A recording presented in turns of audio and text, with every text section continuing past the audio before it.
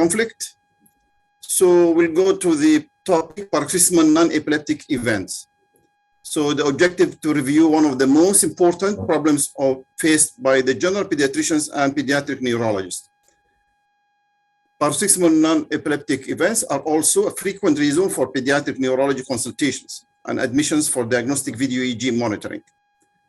The video sequences presented in this demonstration today are common and rare imitators such as syncope attacks, psychogenic non-epileptic seizures, sleep-related disorders, paroxysmal movement disorders, and normal behaviors.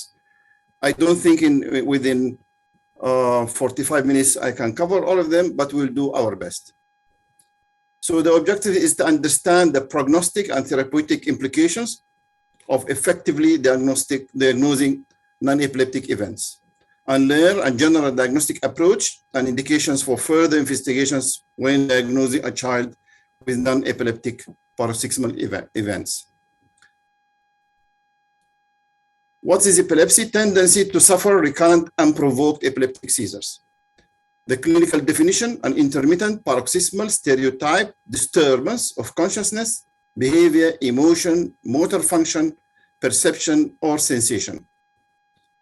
An epileptic seizure is a transient occurrence of signs and or symptoms due to abnormal, excessive, or synchronous neuronal activity in the brain. 20 to 30% of children with non-epileptic paroxysmal events are diagnosed and treated as epilepsy, unfortunately. So this is the classification 2017. I think most of you are aware of it. There are focal onset, generalized onset, and unknown onset. And then they change to this aware and impaired awareness, motor and non-motor, motor which includes tonic-clonic, other motor, non-motor like absence, and motor can include tonic-clonic, other motor, non-motor, and then comes focal to bilateral tonic-clonic and unclassified. So there are many key signs and symptoms of epilepsy. We don't have time for that.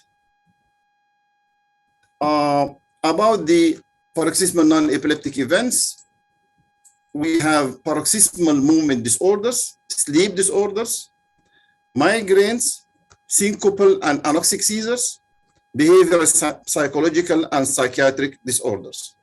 So we'll start with the syncope and anoxic seizures.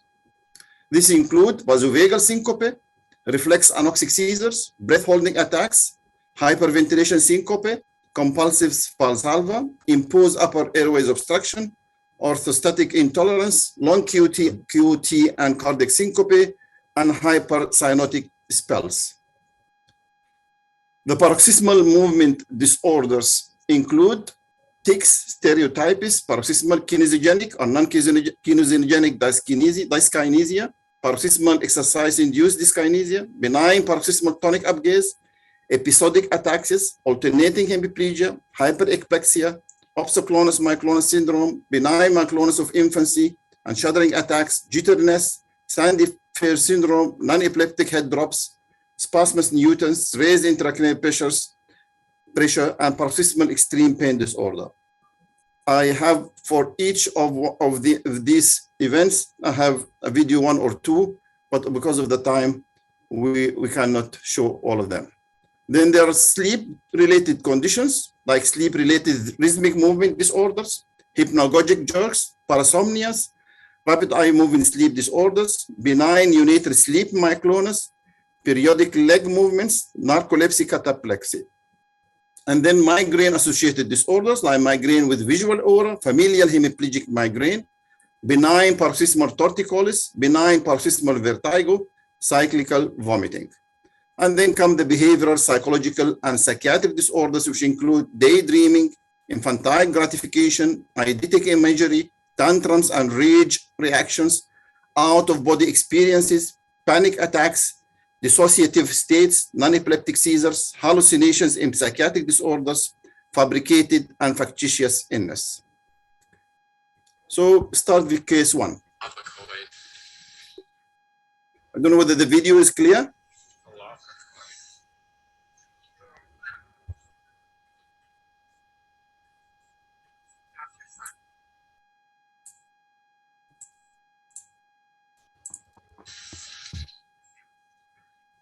So this child, during the context, he developed the vasovagal syncope, and he continued normally his test.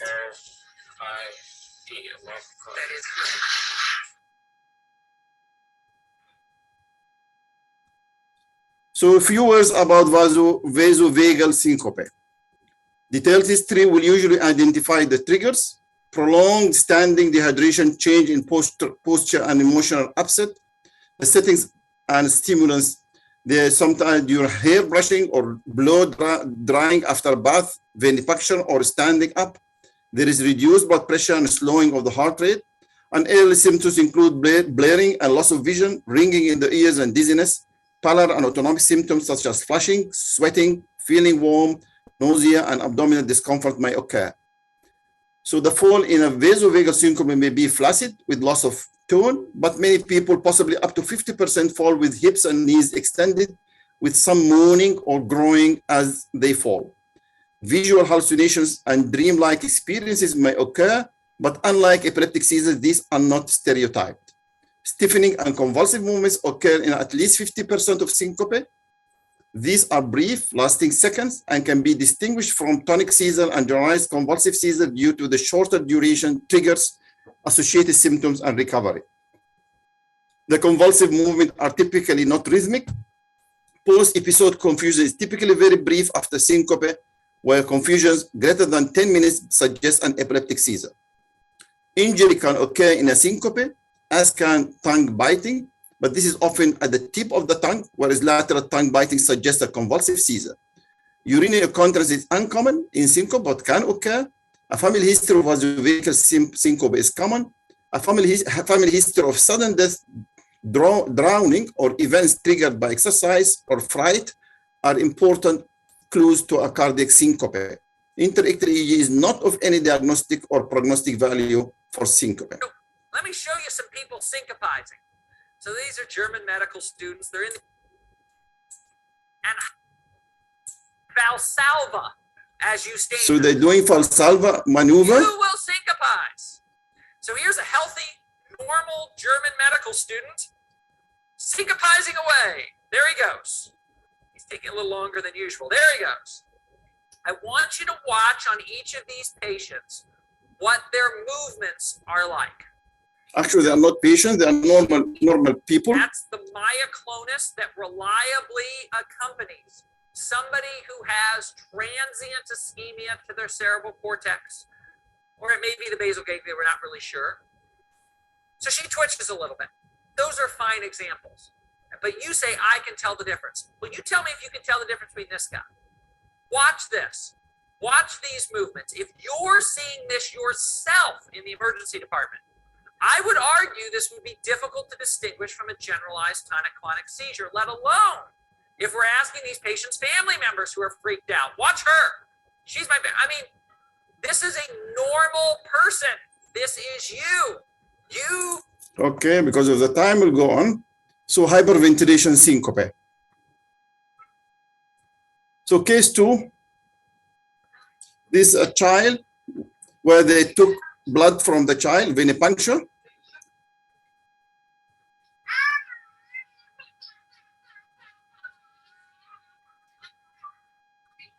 So the child is crying after the venipuncture.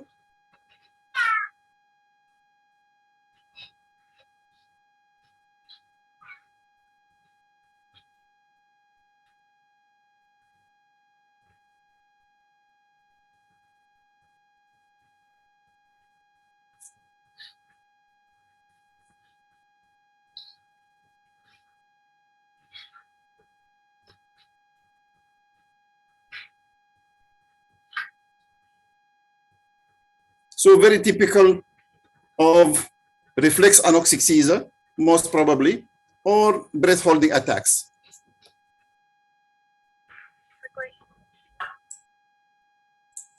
Again, patient with reflex anoxic seizure or breath holding attacks. The same scenario, they have some tonic extension of the hands, and loss of consciousness for a few seconds, and so on. So reflexive anoxic seizure or breath holding attack, sometimes it's very difficult to differentiate between the two. So what are reflex anoxic seizures? Reflex anoxic seizure or reflex asystolic syncope occurs from early infancy onwards, either remitting preschool age or evolving into vagal syncope. Alternative names include pallid breath holding attack and pallid syncope.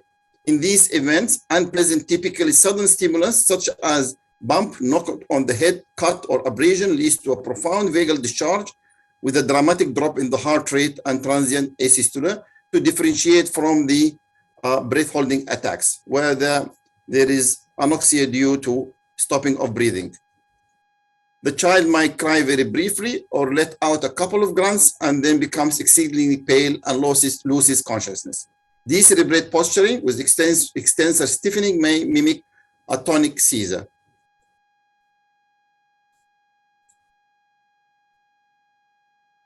We'll go to the second paroxysmal events, movement events during moving events in neonates and older children. This is one of my patients. So this patient has been seen by psychiatrist, has been diagnosed with as epilepsy, and then if you see this is only doing this, this is the only thing which she has, doing all the time, every day. So these are simple motor tics. And we did an EEG, hopefully it will open. And this is the EEG showing no epileptic events during the attacks.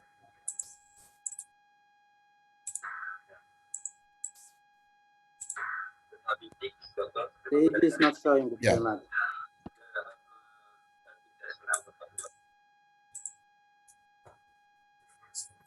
And this is another child with tics and no epileptiform discharges.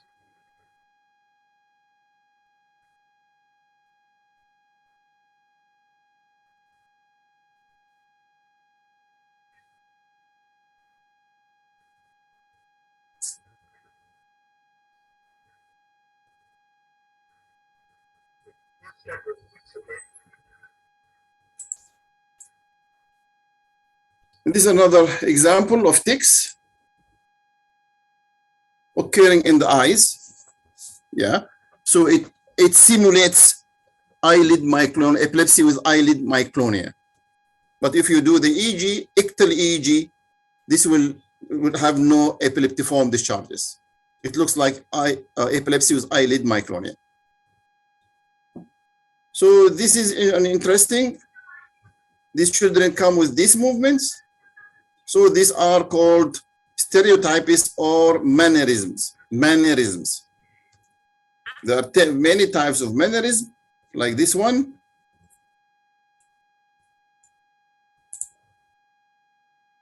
Look at the hands. So these are mannerisms or stereotypes. This is also mannerism. So stereotypes. Look at the hands, and the hands and the legs. So these are only mannerisms. This is pathologic mannerism.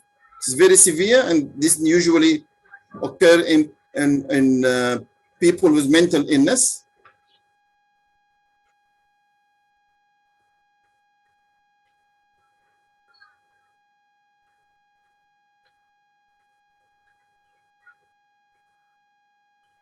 So this is a pathological mannerism.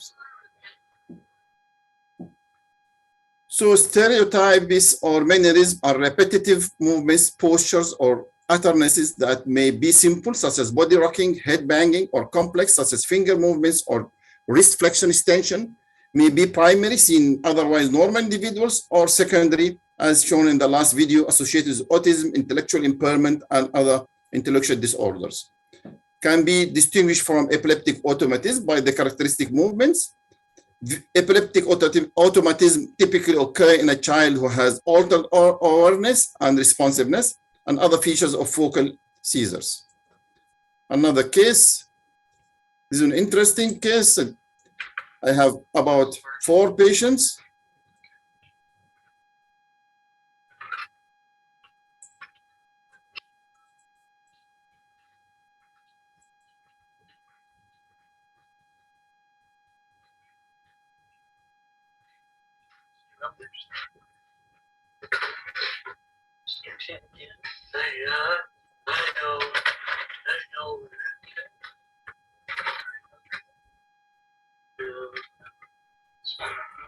Yes, if you see on the right, the same one, and here you will see it now. Now, this is the one which occurred just now. I'll just show it to you just now here.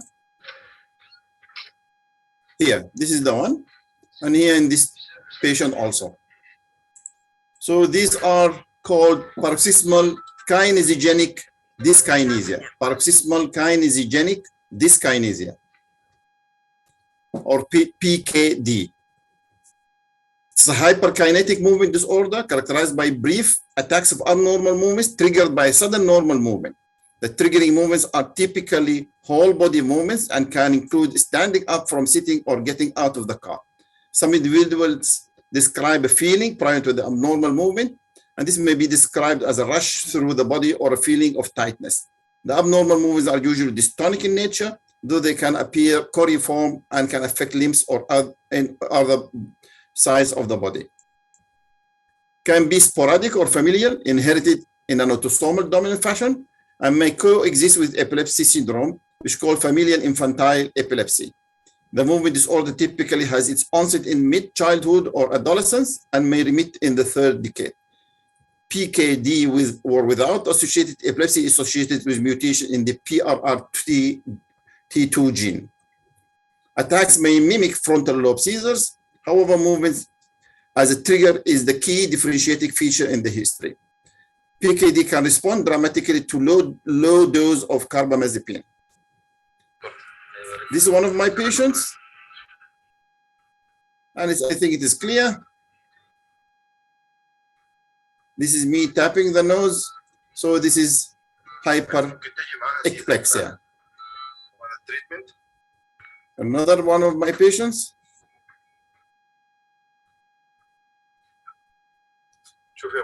Hypereplexia again. Again here, hypereplexia.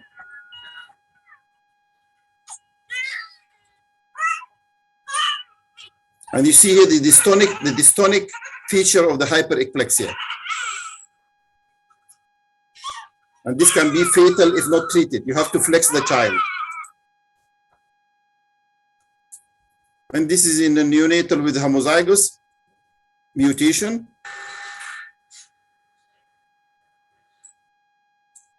Yeah, this is the hypereplexia with tremor and it looks like a seizure, but this is not a seizure. Severe spasm. So hypereplexia is characterized by an exaggeration of the normal startle response and has several genetic associations, all linked to a dysfunction of the inhibitory glycinergic pathway in the nervous system. Symptoms are evident from neonatal period or early infancy. Infants are commonly hypertonic with rigidity rather than spasticity, which is relieved by sleep. In response to normal touch, noise, or any unexpected stimulus, they can startle excessively with flexion of the limbs and retraction of the head. A gentle tap using the tip of the examiner's finger on the tip of the individual's nose should trigger an excessive startle that does not habituate. The startle may be a rapid jerk, as we saw, and if an EEG is performed during the episode of stiffening, rhythmic muscles actions potentials may be misdiagnosed as spikes. A severe startle response may be associated with apnea and cyanosis. Severe attacks are particularly linked to some mutations and may be linked to sudden infant death in this syndrome. Severe attacks can be aborted by flexing the trunk and the neck of the child, which is called the Vigevano maneuver, and clonazepam may be effective in reducing the startle and increased tone. Symptoms tend to resolve after infancy, but adults may have increased startle-induced falls and or experience nocturnal muscle jerks. There are rare subtypes of hyperexplexia associated with mutations in the Jeffreen and colibestine genes in which epilepsy can coexist. The onset of excessive startle in later childhood or adulthood may be associated with development of autoantibodies to the glycine receptor. This is very interesting. One of my patients also, it develops about 30, 40 like this. And this is here the same.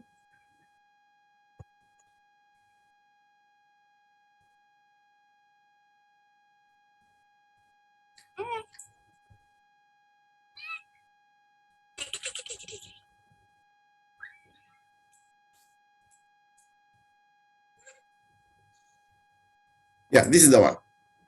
And here again, this is the one. So this is, everybody knows it. This is the shuddering attacks.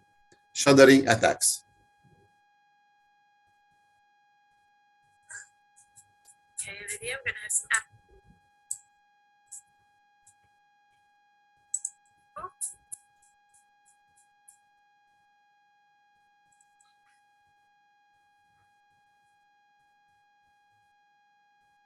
So just to differentiate between the shuddering attacks here, and this is on the right side is this infantile spasm, just to demonstrate the difference between the two. So shuddering versus infantile spasm.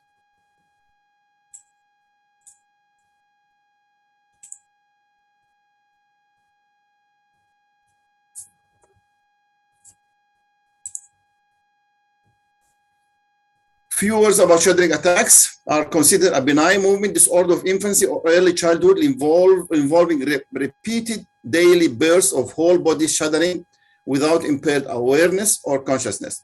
Episodes are sudden in onset and may last several seconds. EEGs are normal during the events. Patients may experience up to 100 events per day, and they may be precipitated by specific activities. The etiology and pathophysiology of the shuddering is unknown. There is no consistent evidence for epilepsy, gestational insults, or developmental abnormalities as the cause. The frequency of shuddering may match frequencies commonly seen in essential tremor, and family history of essential tremor has been noted in some series.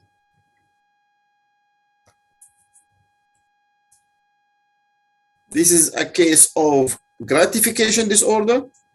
I think most of you are aware of it. Gratification disorder, or in the past called infantile masturbation.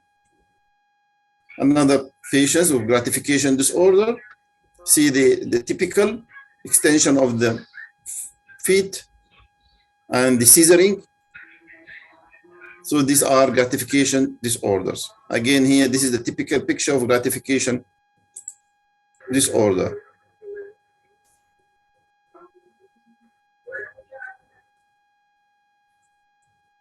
So self-gratification behavior or self-stimulation includes behavior which may be seen from infancy onwards, or so in preschool girls. Rhythmic hip flexion and abduction may be accompanied by a distant expression, flushed face, and sometimes followed by sleepiness. The distant expression, sometimes associated with straining and head turning, may be confused with focal dyscognitive seizures. Diagnosis is more difficult when the infant or young child seems unhappy during or after the rhythmic movements. The relative frequency of events and occurrence in specific circumstances, such as when bored or in a car seat or high chair, lends this behavior to home video recording. Self-gratification or self-stimulation rather than terms such as masturbation are preferred. I think this is the last videos.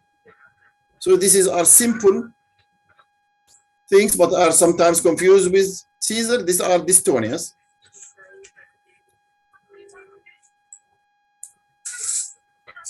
I've been called for this patient complaining this is a seizure. This is in the hospital.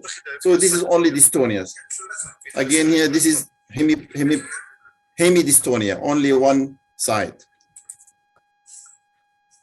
Again, tongue thrusting can be non-epileptic or epileptic like in this child.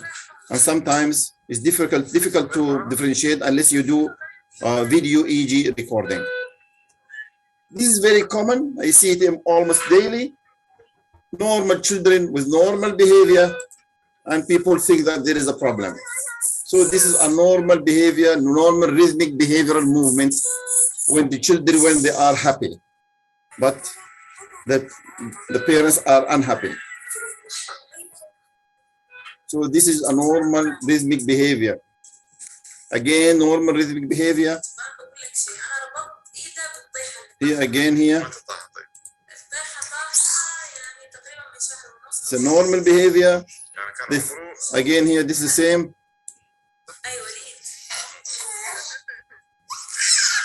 Normal behavior. Rhythmic behavioral movements. Again, normal behavior, rhythmic behavior, confused as seizures. And some of these children, believe me, they received anti-epileptic drugs. Again, this is normal. Head movements. And here excitement. Here head movements, which are normal. And this is normal also in normal children. When bored,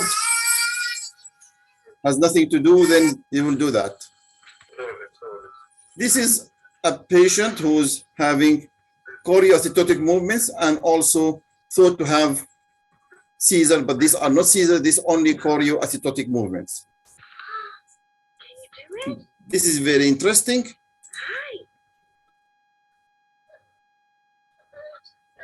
On the left,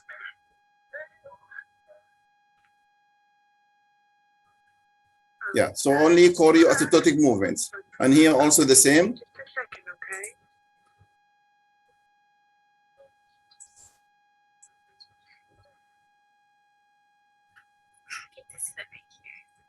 This is very important, very interesting. It's rare, but can occur. It's called spasmus nutans. Spasmus nutans.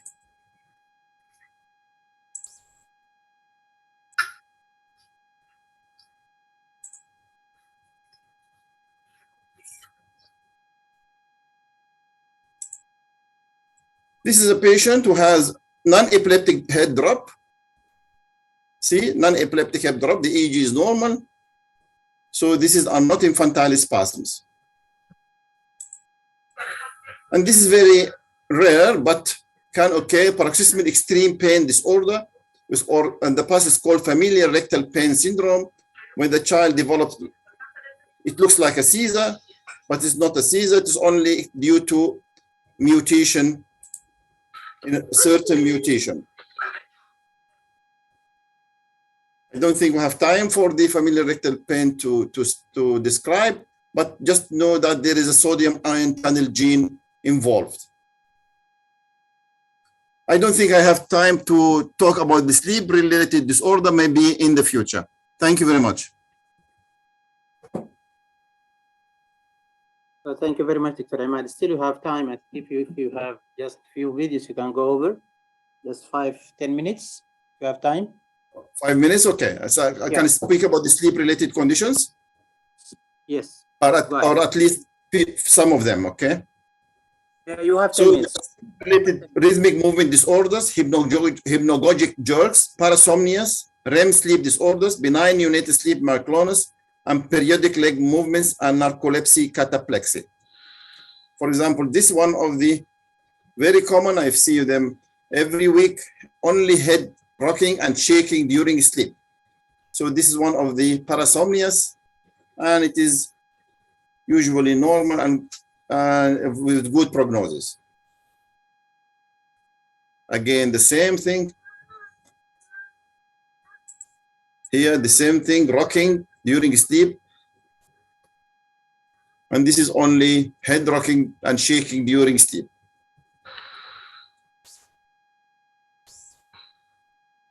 Here, many patients or parents are sending me, if you see in the hands, there's some myoclonus of the hands, very small movements of the hands and the legs, which occur usually during sleep, and this is very normal.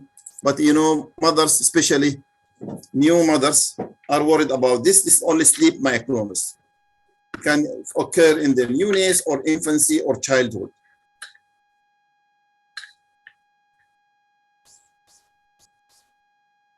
Yeah, this is sleep myoclonus. And it is a benign condition. Night terror, sleepwalking, and confusional arousals. I see them also often. The child starts crying in the middle of the night, and as the child go and touches things, but he's still sleeping.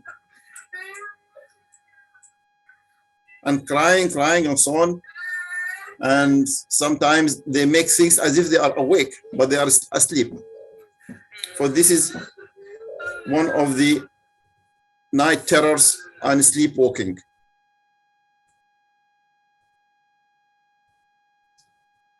These children, these babies, have benign unitary sleep myoclonus. Sometimes it's very, very prominent.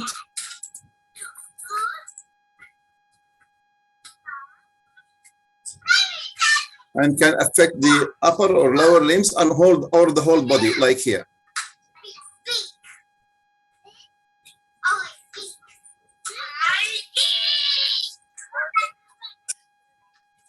It is frightening for the mothers and for the parents, and it can be very severe, like this baby.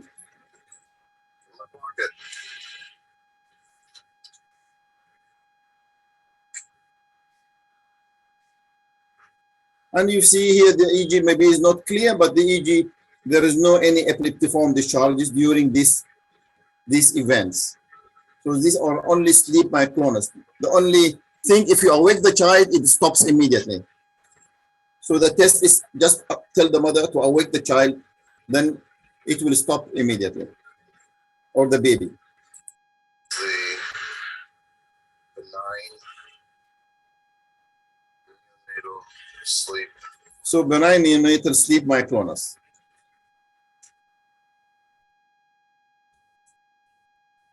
Again here, some of the cases. Sometimes it is very frightening, like in here.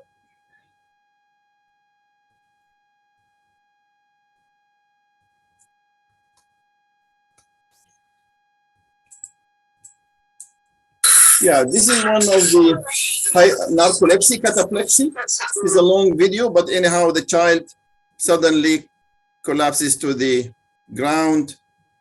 And this is narcolepsy, cataplexy, and treatment is very rewarding. I think we'll stop here.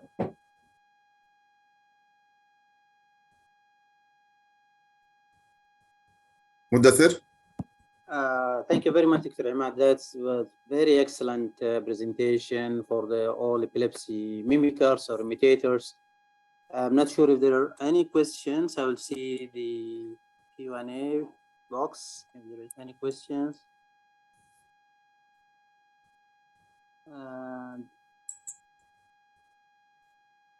There is a question here: how to differentiate between choreoacetotic movement and seizure clinically?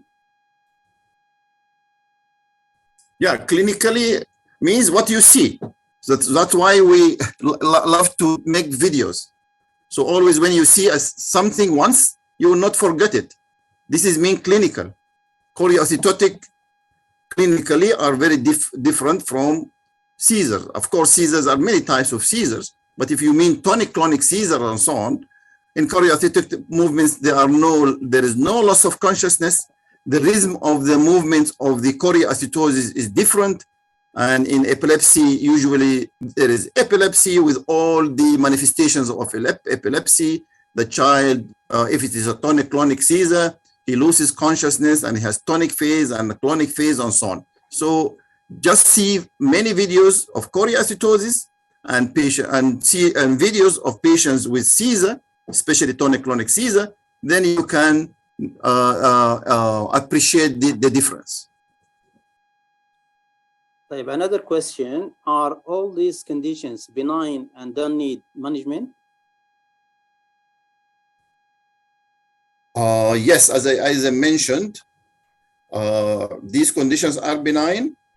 Of course, as I told you, some of them, like the rectal pain syndrome, although the prognosis is good, but it needs recognition first. Some of them, you need to recognition of the, so the diagnosis is very important. Before treatment, the golden thing is to diagnose what is the problem exactly. But most of them are benign conditions. Yes, you're right. The last question, how to differentiate between night terror and MERS? Yeah, this is a long, this, I put it here in one of the slides, but this is very long differentiation between them. But the most important thing, in one of them, the child is aware of what's happening, and the other child, the child is not aware of what happened. Just short answer.